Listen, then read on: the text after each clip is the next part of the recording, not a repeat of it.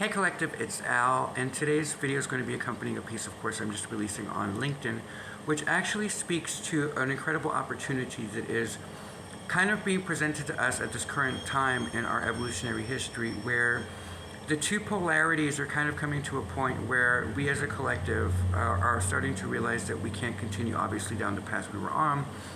And so what we're finding ourselves in is in need of something new and innovative and a new direction for humanity.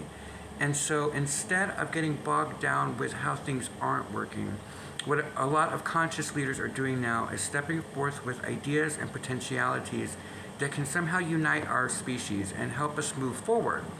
And so what I had specifically dealt with in the piece was how through all of this, there seems to be a third avenue being revealed to us, which is allowing a new leadership to step forward that represents a moderation between the two polarities, standing in between and holding down the fort very firmly and representing all people within our nations.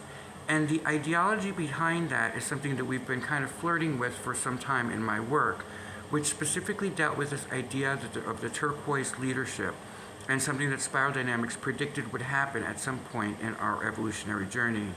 But one of the key indicators that it's time for us to really consider this as a population is the fact that we are aware that before big evolutionary jumps occur throughout our history, that it's always preceded by a stagnating period where nothing really is being accomplished, and it's almost as though because of that polarity and that divisiveness and that inability to move forward, that there's no choice but to break through in a new and innovative way. And so what I wanted to really focus on the piece was to bring hope to the situation for us as a species, and to remind us all that we really do have the power to change things and to re-empower our species into believing that there is possibilities to change everything.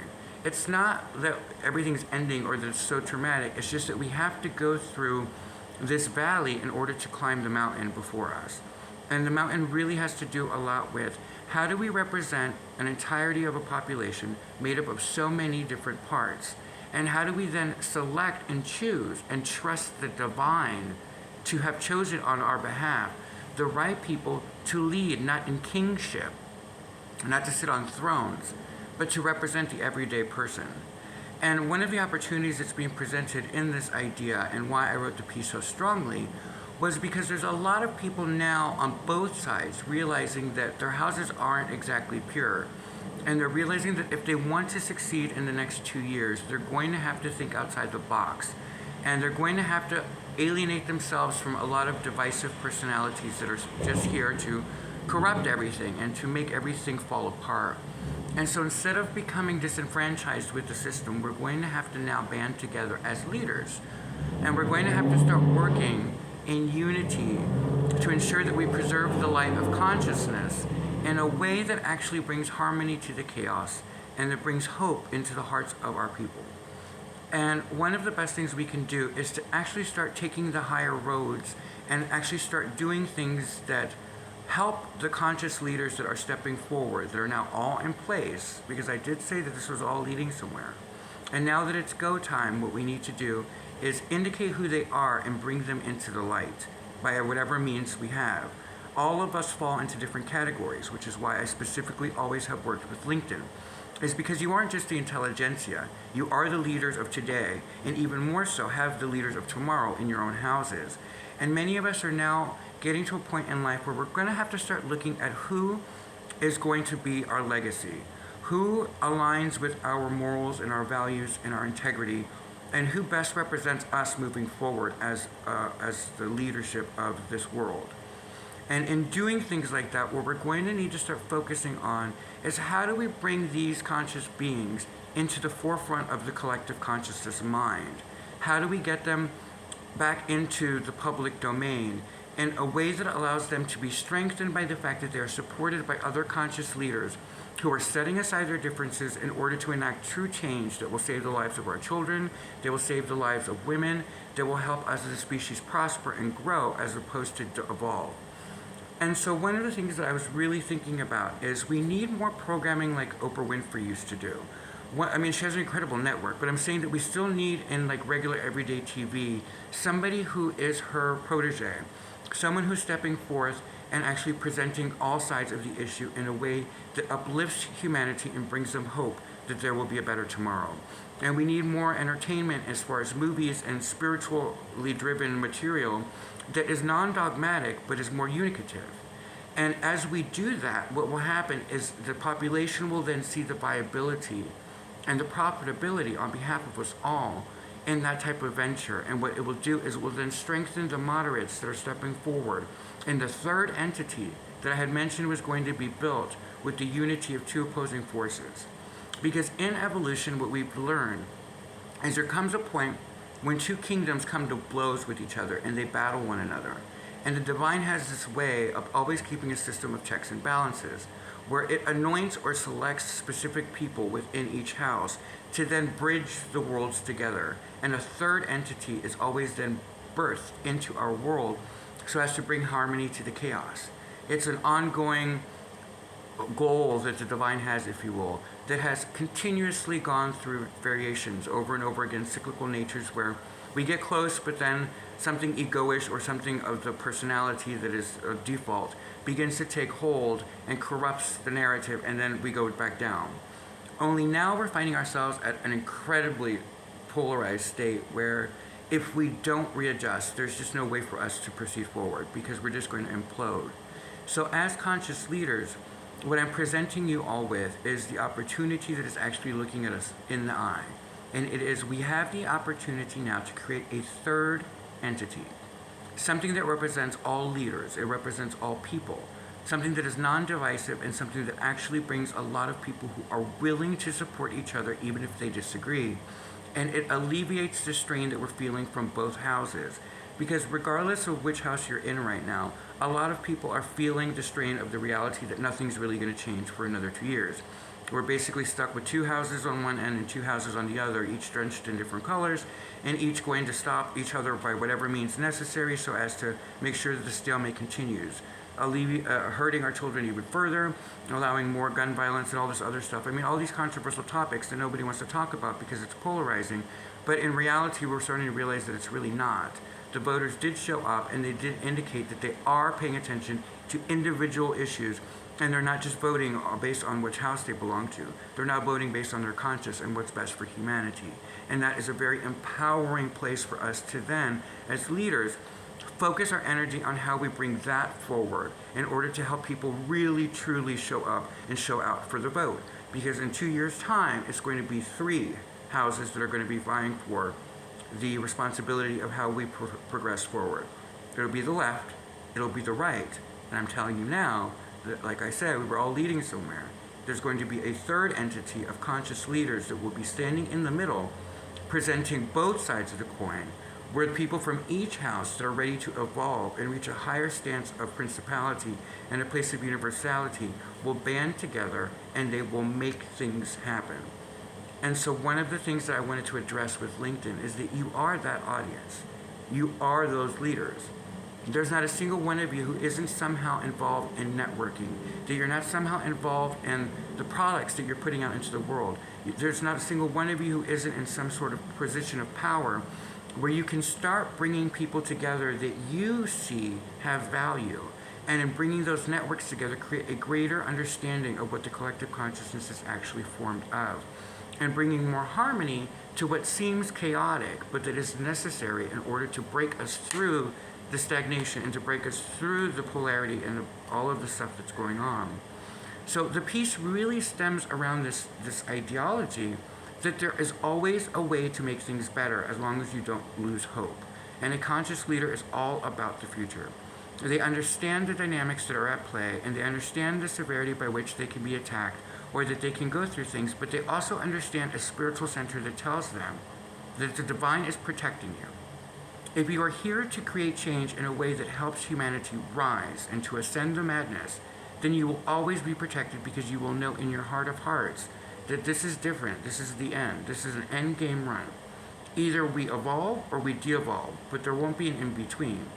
And so what we're seeing play out is a position where humanity finally has the keys to their own freedom, but they have to choose of their own accord if they want to participate.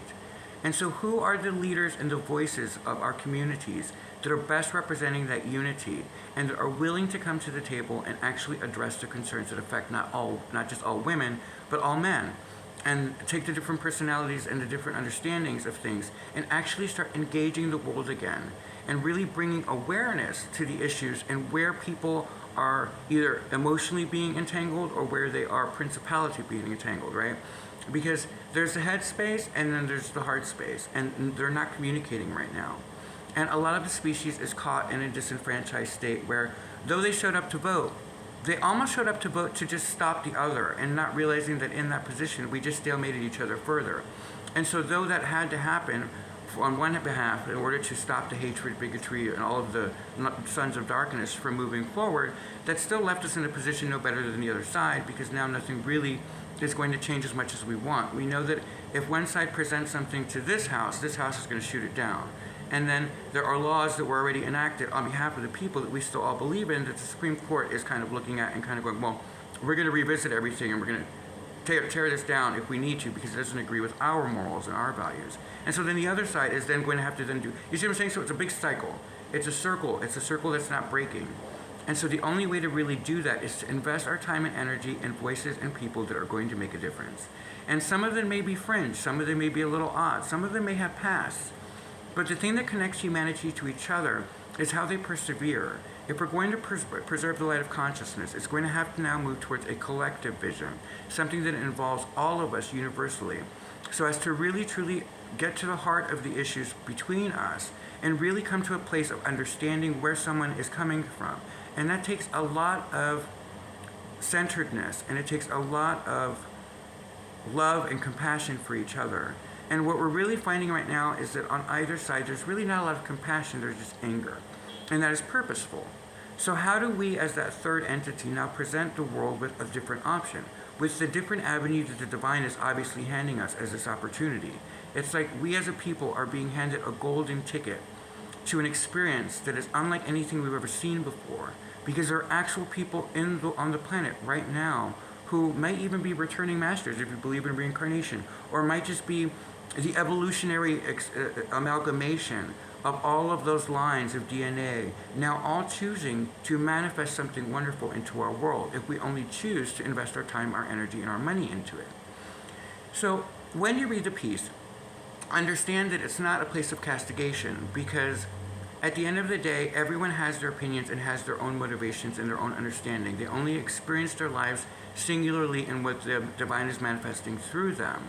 But the people that are now taking center stage, that will be part of this next 2-year run, that are now going to be kind of catapulted forward, are going to be representing all of the insecurities and how they got over it. Or they're going to be representing the struggles that they went through and how they persevered, or the sins that they've committed and how that sin no longer exists in their life.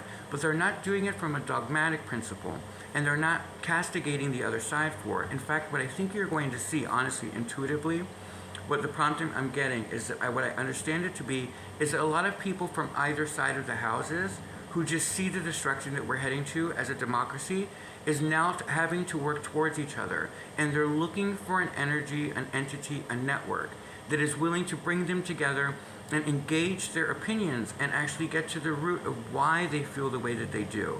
And if that actually is enough to sway other people, and how we as leaders can then bridge that gap and break bread with one another. Because no matter how we look at it, our children are still being slaughtered in schools. We still have child trafficking. We have women being subjugated. And we have all of these racist intolerances, all making us really resemble more the Canaanites than anything else. And so in that process, if you know scripture and if you know the Torah or whatever religious house you come from, you understand that the cycle is getting progressively worse. Because where we used to believe in a united nation, we now just represent state interests. And when state interests clash with that of the entirety, only one thing can happen, is civil unrest. And so instead of being passive on it, what we as leaders, whether you're world leaders or industry leaders or just compassionate human beings, what we can do to circumvent that is to come towards each other and really start supporting people who are working at your level and who really see the dangers that are coming, but don't focus on that, but instead focus on the solutions that will bridge the gaps between the two worlds. Because we're always going to need the left and the right, they're not going anywhere.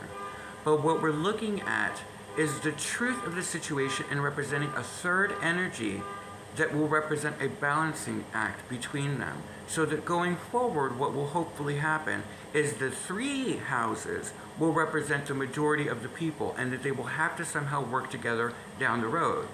But right now, we're just starting off. Right now, all we know is that we have to change. And that if we want our democracy to continue on, and if we want our values and our lives to be heard and understood, then we're going to have to reach the people on the other side that are so disenfranchised with the system that they're actually voting not because they believe in something, but they're voting just to make things change. Like a lot of people on both sides are just voting out of a desperation to enact real change in our world, not seeing that what they're actually endorsing from these hypocrites and these alarmists and these fear-mongering people is the demolition of our system altogether, so as to then take our liberties away. So instead of trying to fight them at their level, why not engage them with a different perspective, which is very simple. If you want to enact change, then create something within the same structure that is going to balance the agency between them.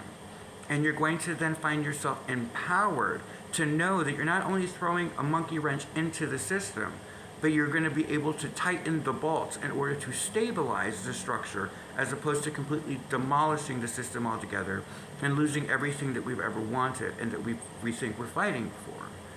You know, humanity isn't a stupid species. We are a replication of the divine will presenting itself outwardly all at once. And so what we know is that there is no separation between us, but our egos and our opinions are separated from each other. So if we are going to make the next evolutionary jump, then maybe it's time we realize that it's going to center around our ability to bridge the worlds together. And we're going to need leaders and guides and mentors and proteges and students and people all getting together under the belief that we can make it better. It's not just that we can do it, it's that do we want to do it? Do we want to save our children? Do we want to end homelessness?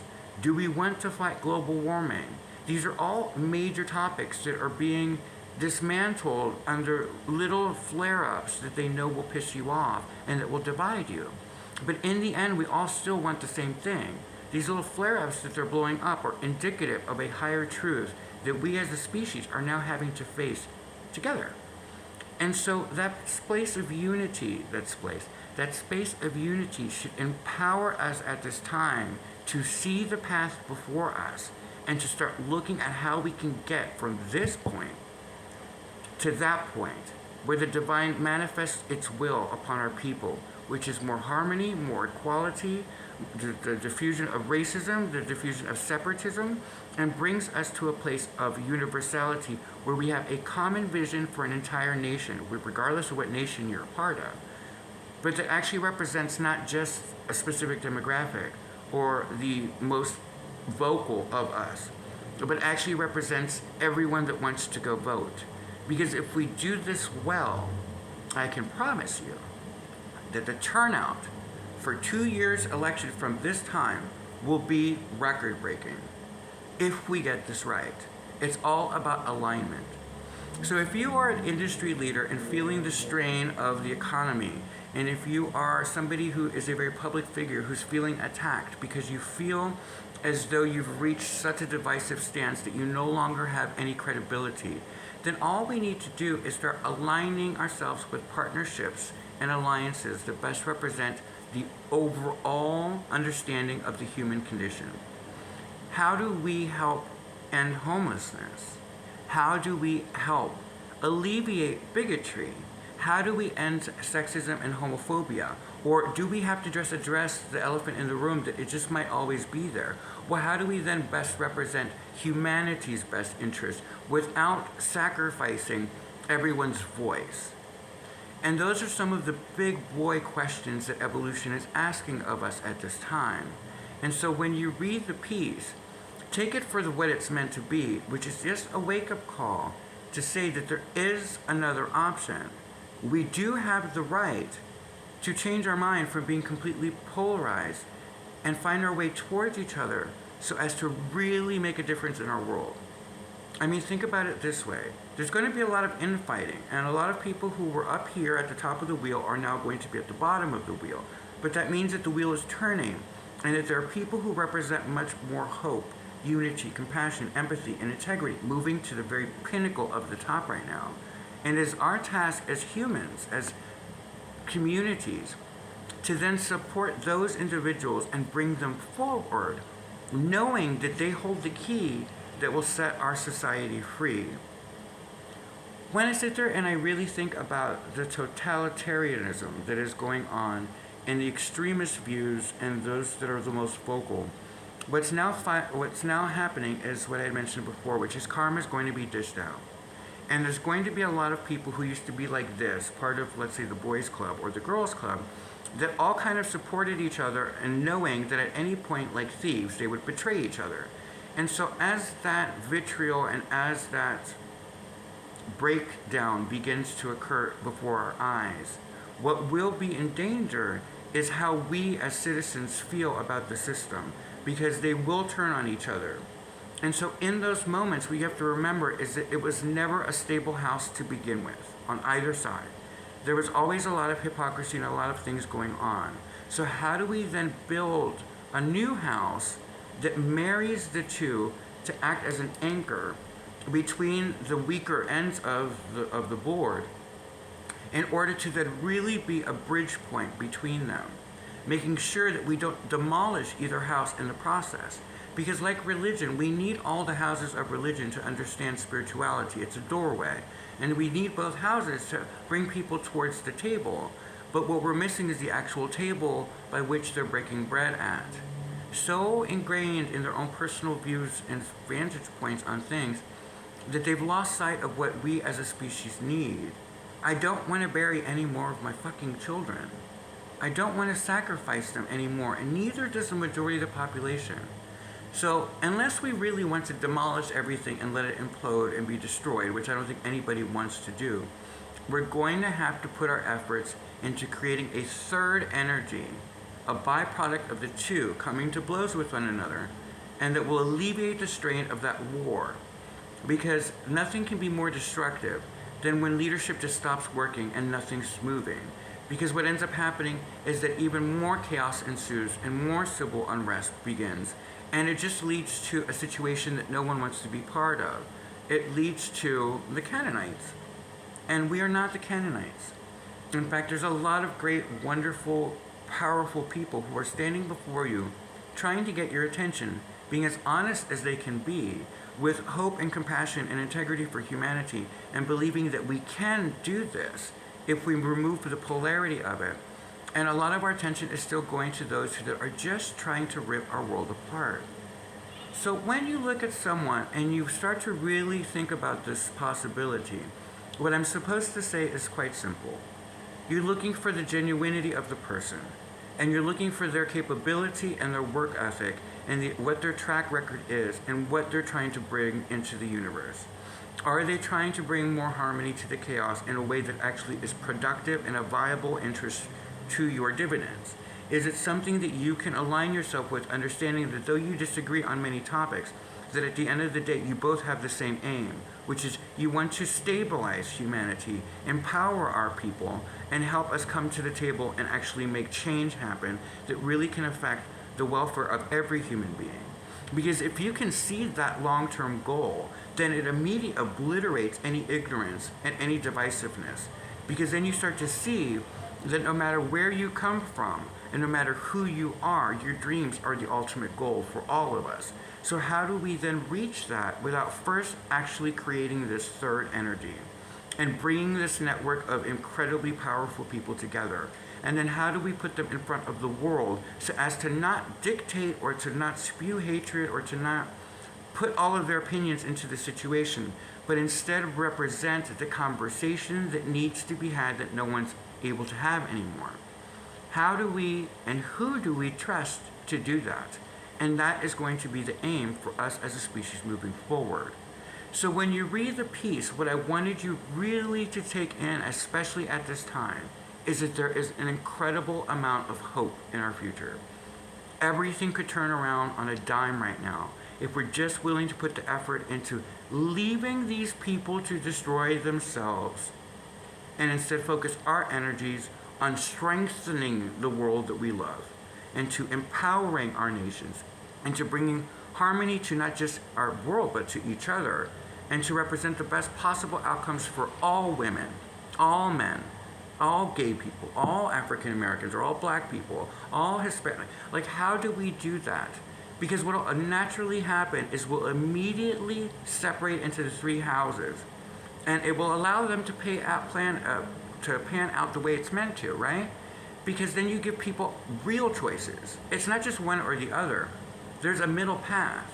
And so if people want to walk the middle path, then shouldn't we have built a middle path? And that's what the next 2 years are going to be about. So whether you get triggered by this message or not is kind of irrelevant to me, because at the end of the day, the divine always gets his way, her way, its way. It's already going to happen. The question that we're facing is, are we going to be part of the solution, or do we want to continue being part of the problem?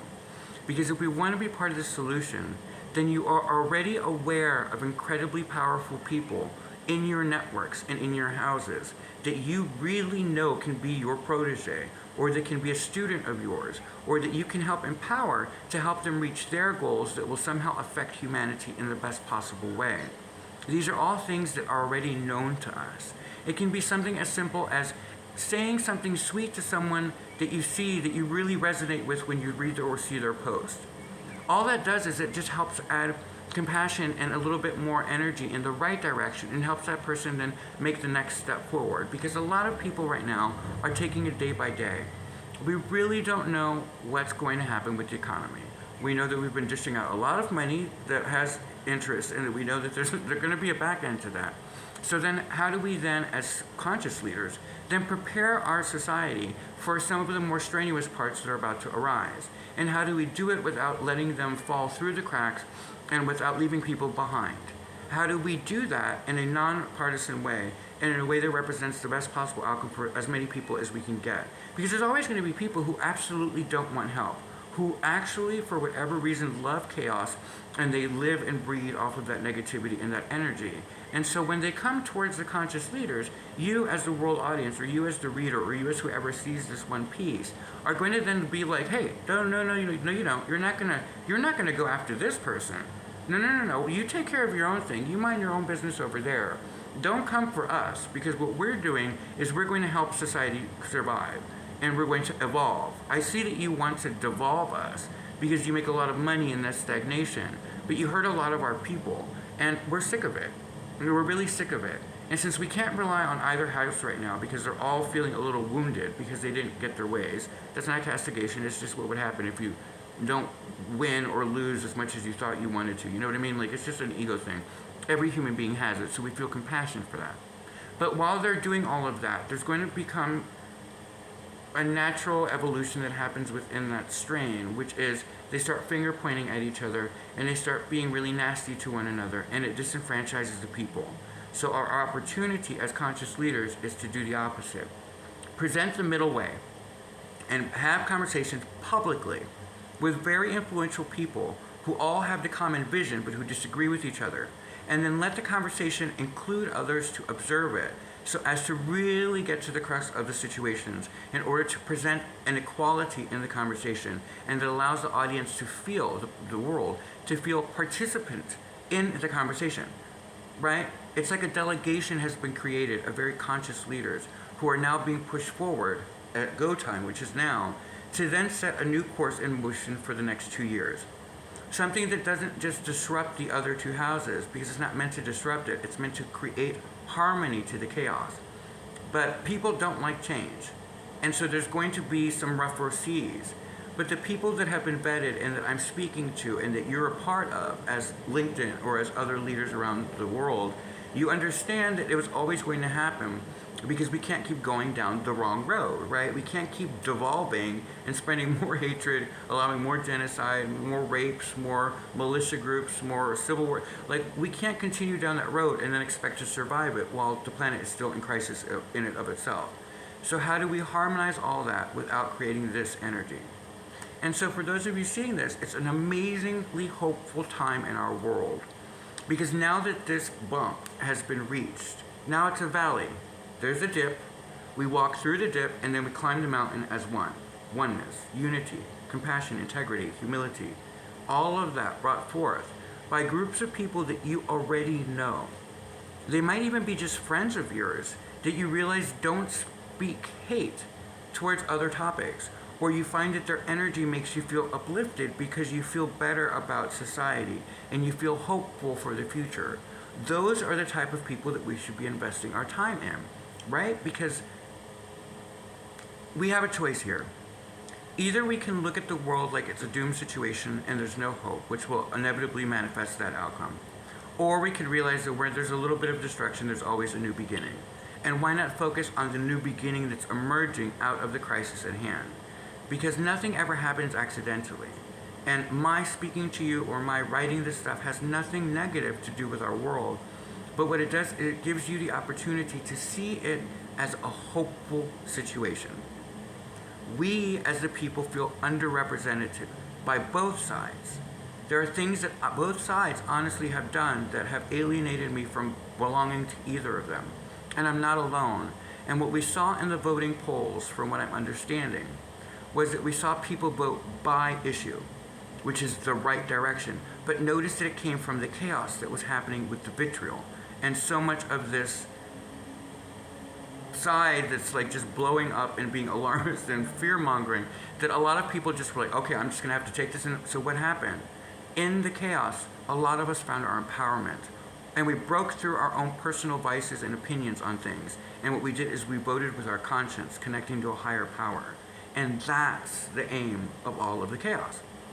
So when you read this and when you see this, regardless of if you find me ultra simplistic, there is no other way. We can continue down the same path with two houses that absolutely hate each other because they each want power, not because they actually care about the people. Although one, you could definitely say that one seems to have more emotional compassion for the people while the other one is more headstrong. That's fine, but if they don't balance, then nothing works. So we need to create an energy that exists within them that just holds the fort, made up of both of the parties, but brought together out of a need to stop devolving and stop being so divisive, because they see that the divine will get his way, her way, its way, no matter what. We're either going to do this or we're not, and the choice is entirely up to us. So I hope you guys really take the empowerment stance from this and look at the amazing opportunity that is facing humanity right now. Through all of what's going on, let them do their thing. Let's focus our energy on the people who can bring the solutions to the table and make them happen, because they already exist and they're ready. We just have to bring them forward. That's it for me, guys. I hope you guys have a wonderful day and be very blessed.